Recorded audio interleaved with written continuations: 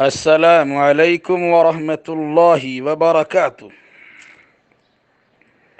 Programme تلخیص معانی القرآن کی 20ویں نشست میں آپ کا خیر مقدم ہے۔ اس نشست میں انشاءاللہ الرحمن سورہ انفال سورہ نمبر 8 سے متعلق کچھ باتیں آئیں گی اور ان کی آیتوں کا خلاصہ پیش کیا جائے گا۔ سورۃ الانفال مدنیہ، سورہ انفال مدنی ہے۔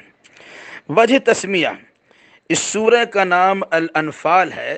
الانفال کے معنی ہے مال غنیمت، چونکہ اس سورہ میں مال غنیمت کے بعض احکام بیان کیے گئے ہیں، اس مناسبت سے اس کا نام الانفال رکھا گیا۔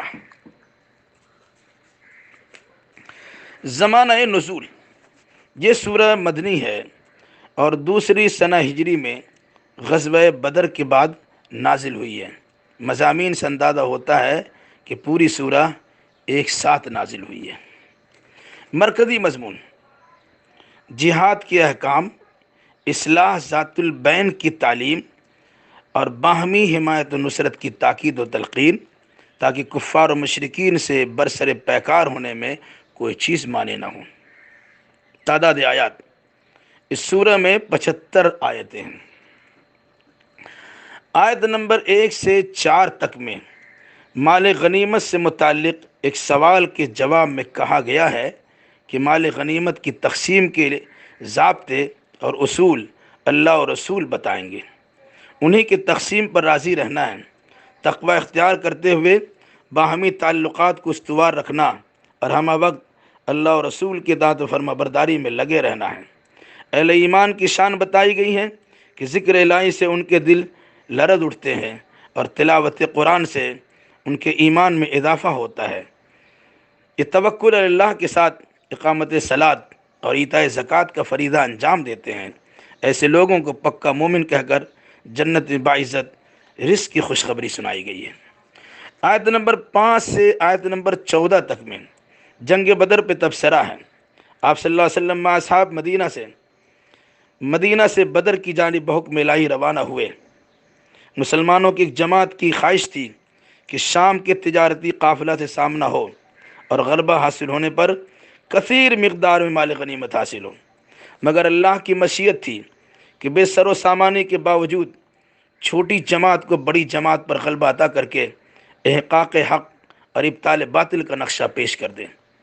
اس موقع پر رسول مقبول صلی اللہ علیہ وسلم فتح و نصرت کی دعا مانگ رہے تھے تو اللہ نے 1000 فرشتوں کی کمک بھیج پہنچانے کی بشارت سنائی تھی تاکہ اہل ایمان کو اطمینان قلب حاصل ہو۔ پھر اللہ نے سکون و راحت پہنچانے کے لیے نیند طاری فرما دی، ہمت بڑھانے اور قدم جمانے کے لیے بارش بھی برسا دی۔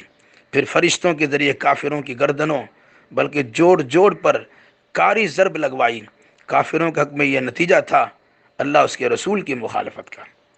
آیت نمبر 15 سے آیت نمبر 19 تک میں میدان جنگ میں ثابت قدم رہنے کی تاکید کی گئی ہے۔ میدان جنگ میں پیٹھ دکھانے کو گناہ عظیم سے تعبیر کیا گیا ہے۔ ہاں، جنگی چال یا اپنی جماعت میں شامل ہونے کے لیے ایسا کرنے میں کوئی حرج نہیں، ورنہ پیٹھ دکھانا غضب الہی کا موجب ہے۔ نہتے مسلمانوں کی طرف سے کافروں کا قتل دراصل اللہ کا فیضان تھا۔ آپ صلی اللہ علیہ وسلم نے شاہد الوجوہ کہتے ہوئے جو خاک پھینکی تھی اسے بھی اللہ ہی نے بااثر بنا دیا تھا۔ اللہ مومنوں کو آزماتا ہے اور کافروں کی چال کو ناکام بناتا ہے۔ مشرکوں کو تنبیہ کی گئی کہ فیصلہ الہی کے بعد شرک و کفر پر قائم رہنا نہیں ہے، بلکہ تائب ہو کر مسلمانوں کی جماعت میں شامل ہو جانا چاہیے۔ آیت نمبر 20 سے آیت نمبر 29 تک میں مومنوں کو اللہ اور رسول کے احکام کی اطاعت و فرما برداری کا حکم دیا گیا اور یہود و نصارہ کی روش اختیار کرنے سے منع کیا گیا۔ خوشخبری سنائی گئی ہے کہ اللہ اور رسول کی دعوت پر لبیک کہنے سے حیات جاویدانی میسر ہوتی ہے۔ فتنہ سے دور رہنا چاہیے، کیونکہ جب اجتماعی فتنے رونما ہوتے ہیں تو نیک و بد سب ان فتنوں کے لپیٹ میں چلے آتے ہیں۔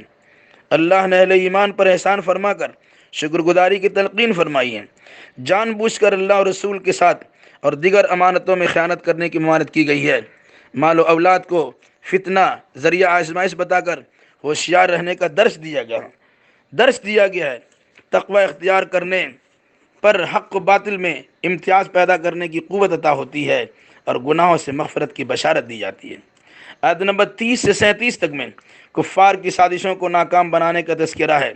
رسول اکرم صلی اللہ علیہ وسلم کو قید کرنے، قتل کرنے، وطن معلوم سے جلا وطن کرنے کی سازش کو اللہ نے خاک میں ملا دیا۔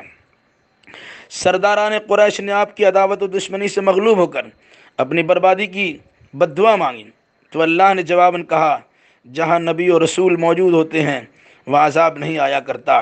اسی طرح جس بستی میں توبہ استغفار کرنے والے لوگ رہتے ہیں وہاں بھی اللہ عذاب نہیں بھیجتا ہے، لیکن اب انہیں مبتلا عذاب کیا جا سکتا ہے کیونکہ نبی ان کے درمیان موجود نہیں ہے۔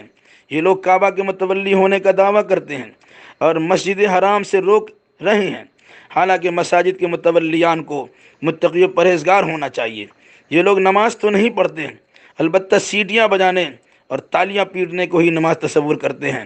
عبادت کا یہ طریقہ آج بھی مندروں میں دیکھا جا سکتا ہے۔ اللہ کی راہ سے روکنے کے لیے مال خرچ کرنا خود ان کے حق میں باعث حسرت ثابت ہوگا۔ یہ اس وقت ان کو سمجھ آئے گا جب مغلوب ہوں گے یا پھر جب جہنم میں داخل ہوں گے۔ برود قیامت مومنوں اور کافروں کی الگ الگ جماعت ہوگی۔ مومنوں کو جنت میں داخل کیا جائے گا جبکہ کافروں کو جہنم میں جھونک دیا جائے گا۔ آیت نمبر 38 سے آیت نمبر 40 تک میں کافروں سے کہا گیا کہ تمہاری بھلائی اور خیر خواہی اسی میں ہے کہ اپنی حرکتوں سے باز آ جاؤ، تمہاری مغفرت ہو جائے گی۔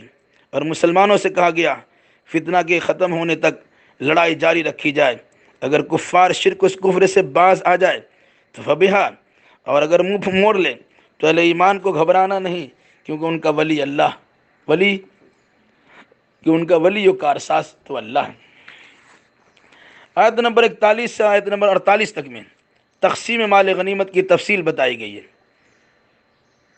20% اللہ اور رسول، قرابت داروں، یتیموں، مسکینوں اور مسافروں میں تقسیم کی جائے اور بقیہ 80% مجاہدوں میں بٹوارہ کیا جائے۔ غزوہ بدر کے دن کو یوم الفرقان، حق و باطل کے درمیان فیصلہ کن دن قرار دیا گیا۔ جنگ بدر اللہ کے مجوزہ پلان کے تحت ہی پیش آئی۔ بدر میں مسلمانوں کی تعداد بالکل ہی کم تھی اور کافروں کی تعداد زیادہ تھی، مگر اللہ نے خواب میں اہل ایمان کو کفار کی تعداد کم دکھائی اور بوقت مقابلہ دونوں گروہوں کو ایک دوسرے کی نگاہ میں کم دکھایا گیا تاکہ جنگ ہو اور کفر اسلام کا واضح فرق لوگوں کے سامنے ظاہر ہو جائے۔ مقابلہ کے وقت اہل ایمان کو ثابت قدم رہنے اور زیادہ سے زیادہ اللہ کا ذکر کرنے اور ہر موڑ پر اللہ اور رسول کے اطاعت و فرما برداری کرنے کی تاکید کی گئی ہے۔ آپس میں تنازع اختلاف سے منع کیا گیا کیونکہ آپس کے اختلاف سے کمزوری آتی ہے، ہوا اکھڑ جاتی ہے۔ پھر اکڑنے، اترانے اور ریا و نمو سے بھی منع کیا گیا ہے۔ شیطان کافروں کی اعمال ان کی نگاہ میں خوشنما بنا کر پیش کرتا ہے اور شیطان جنگ پر ابھارنے کے لیے تعاون کا وعدہ بھی کرتا ہے اور عین حالت جنگ میں ساتھ دینے سے انکار کر کے اپنی برات کا اظہار بھی کر دیتا ہے۔ آیت نمبر 49 سے آیت نمبر 58 تک جب بے سر و سامانی کے عالم میں مسلمان جانے میں بدر روانہ ہوئے تو بیمار طبیعت کے لوگوں نے کہنا شروع کیا، مسلمان دینی جنون میں مبتلا ہے۔ جواباً اللہ نے فرمایا، جو اللہ پہ بھروسہ کرتا ہے اللہ اس کے لیے کافی ہوتا ہے۔ کافروں کی روح نکالتے وقت فرشتے ان کے چہروں اور پشتوں پر مار مار کر عذاب جہنم کی وعید سناتے ہیں، جس طرح آل فرعون اور ان سے قبل کے لوگوں کو عذاب سے دوچار ہونا پڑا، ویسی ان کو بھی گناہوں کی پاداش میں گرفتار عذاب ہونا پڑے گا۔ اللہ تعالیٰ اس وقت تک کسی کی حالت کو نہیں بدلتا جب تک وہ خود اپنی حالت کے بدلنے کا ارادہ نہ کر لے۔ کافر و بے ایمان اللہ کے نزدیک بدترین جانور ہیں جو ہمیشہ عہد و پیمان کی خلاف ورزی کرتے ہیں۔ ایسے لوگ عبرتناک سزا سے دوچار ہوں گے۔ کسی قوم کی بدہدی کا اندیشہ ہو تو ان سے کیے گئے عہد و پیمان کو سیدھے طریقے سے ان کے منہ پر دے مارا جائے، کیونکہ اللہ بد عہدوں کو دوست نہیں رکھتا ہے۔ آیت نمبر 59 سے آیت نمبر 64 تک میں کافر اللہ کی پکڑ سے بچ نہیں سکتے۔ اہل ایمان کو کفار سے مقابلہ کے لیے زبردست تیاری کرنا ہے۔ انفرادی اجتماعی طاقت و قوت اور جنگی سامان و اسباب کی ایسی تیاری کہ اللہ اور اپنے دشمنوں کو مروب کر کے رکھا جائے، مگر عین حالت جنگ میں اگر صلح کی پیشکش کی گئی تو اس کی خیانت کی پرواہ کیے بغیر اللہ پہ توکل کرتے ہوئے قبول کر لینا چاہیے۔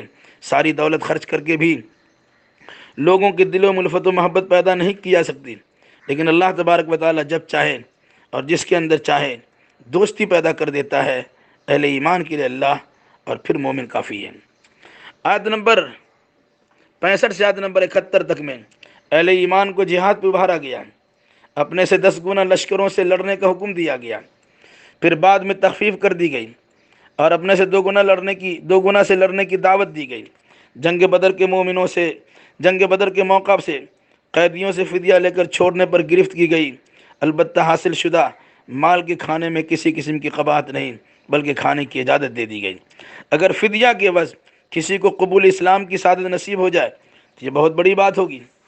ویسے ان لوگوں کی جانب سے خیانت کوئی بہت بڑی بات نہیں ہے، کیونکہ غدر و بے وفائی ان کی گھٹی میں پلا دی گئی ہے۔ آیت نمبر 72 سے لے کے آیت نمبر 75 تک میں مومن، مجاہد، انصار اور مہاجرین آپس میں دوست ہیں۔ ایمان کے بعد اگر ہجرت نہ کرے تو ان کی دوستی کا اعتبار نہیں، لیکن دینی امور میں ان کا تعاون ضروری ہے۔ کفار آپس میں ایک دوسرے کے دوست ہیں۔ ایمان، ہجرت، جہاد، نصرت کی وجہ سے وہ ایک پکا مسلمان بن سکتا ہے، جس کے بدلے میں مغفرت اور عمدہ روزی عنایت ہوگی۔ بعد میں ایمان لانے والے، ہجرت کرنے والے، جہاد کرنے والے کو بھی مسلمانوں کی جماعت میں شامل سمجھنا چاہیے، لیکن مسئلہ وراثت میں خونی رشتہ کا اعتبار ہوگا۔ اخوت دینی سے کوئی کسی کا وارث نہیں بن سکتا۔ الہی تو اپنے فضل و کرم سے ہماری لغزشوں کو معاف فرما، اور ان آیات کی ترجمانی میں اگر بھول ہوئی ہو تو مغفرت فرما، اور ان آیات کے مطابق عقیدہ اعمال بجا لانے کی توفیق نصیب فرما۔ والسلام علیکم ورحمۃ اللہ وبرکاتہ۔